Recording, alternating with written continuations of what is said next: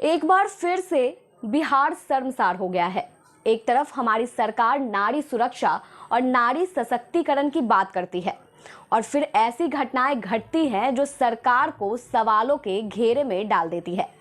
ये कोई पहली दफा नहीं है जब बालिका गृह पर सवाल उठ रहे हैं।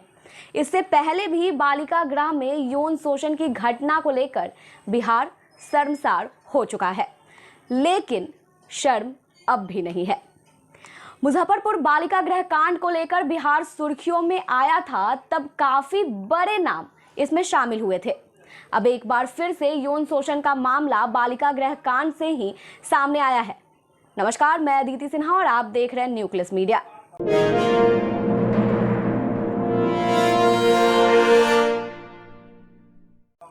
यह मामला बोधगया बालिका गृह में यौन शोषण से जुड़ा हुआ है।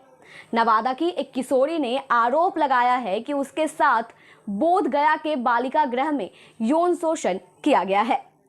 दरअसल नवादा के बारसलीगंज थाना इलाके की एक किशोरी को बोधगया बालिका गृह में रखा गया था। नवादा सिविल कोर्ट के आदेश पर किशोरी को बोधगया के सक्सेना मोड़ स्थित बालिका गृह में रखा गया था, जहां उसका यौन शोषण हुआ है, ऐसा पीड़िता का कहना है। पीड़िता की तरफ से नवादा कोर्ट में AGM 2 को दिए गए शपथ पत्र में इस बात का सनसनीखेज खुलासा हुआ है। किशोरी की तरफ से दिए गए शपथ पत्र में बताया गया है कि 13 जुलाई से 10 अगस्त तक वो बालिका गृह में रही। इस दौरान वहां के मेंटल रूम में रात के वक्त उसका यौन शोषण किया जाता रहा है। वहां की मैडम और अन्य कर्मियों पर भी किशोरी ने गंभीर आरोप लगाए हैं। पीड़िता का कहना है कि उसे रोज रात में खाने के बाद दूध में नशीला पदार्थ दिया जाता रहा है।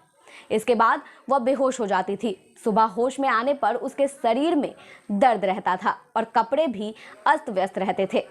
उसने इसकी शिकायत जब मैडम से की तो उसे धमकाया गया और रात में बालिका गृह से बाहर भेजने की बात कही गई। पीड़िता ने आरोप लगाया है कि 4 अन्य लड़कियों के साथ भी ऐसी ही घटनाएं होती रही हैं। उधर जिला बाल संरक्षण इकाई के सहायक निदेशक दिवेश कुमार ने यौन शोषण के आरोप को खारिज कर दिया है और उन्होंने इस बात को पूरी तरह से गलत बताई है। अब इस मामले में कोर्ट आगे कौन सा रुख अख्तियार करते हैं, ये तो आने वाले वक्त के साथ ही पता चलेगा। लेकिन वहीं आपको ये भी याद दिला दें कि जब मुजफ्फरपुर बालिका गृह कांड हुआ था, तब इसमें बहुत सारे बड़े नाम सामने आए थे। बहुत सारे मंत्रियों पे आरोप लगा था। यहाँ की हमारे बिहार के मुख्यमंत्री नीतीश कुमार पर भी उंगली उठने लगी थी। लेकिन इस मामले को रफा दफा करने की पूरी कोशिश की गई और बड़े नामों को पूरी तरह से छुपाया भी गया। मुजफ्फरपुर बालिका गृह कांड के आरोपियों में बहुत सारे नाम थे। कुछ नाम सामने आए तो कुछ नामों को ढक दिया गया। उस बालिका गृह कांड में उसकी ओनर को पकड़ा गया।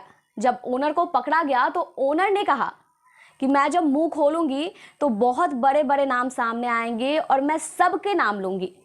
उसके दूसरे ही दिन उसको रिहा कर दिया गया।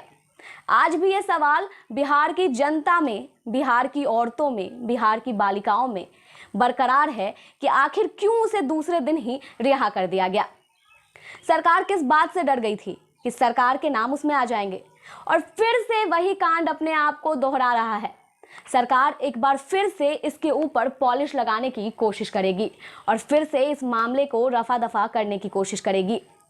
सरकार का जो ढोंग है वो साफ दिखता है। एक तरफ नारी सुरक्षा की बात होती है, नारी सशक्तिकरण की बात होती है, लेकिन यहाँ की नारियां सुरक्षित कितनी हैं वो आप साफ तौर पर देख सकते हैं। अब इस मामले में क्या संज्ञान लिया जाता है, इस पे क्या क्या कार्रवाई होती है, वो तो आने वाले वक्त के साथ पता चल ही जाएगा। धन्यवाद। देश और दुनिया की तमाम बड़ी खबरों के लिए बने रहे हमारे साथ। अगर आपने हमारे YouTube चैनल को सब्सक्राइब नहीं किया है तो प्लीज़ सब्सक्राइब करें। अगर आपको ये वीडियो अच्छी लगी हो तो इसको लाइक करें, शेयर करें और कमेंट करें।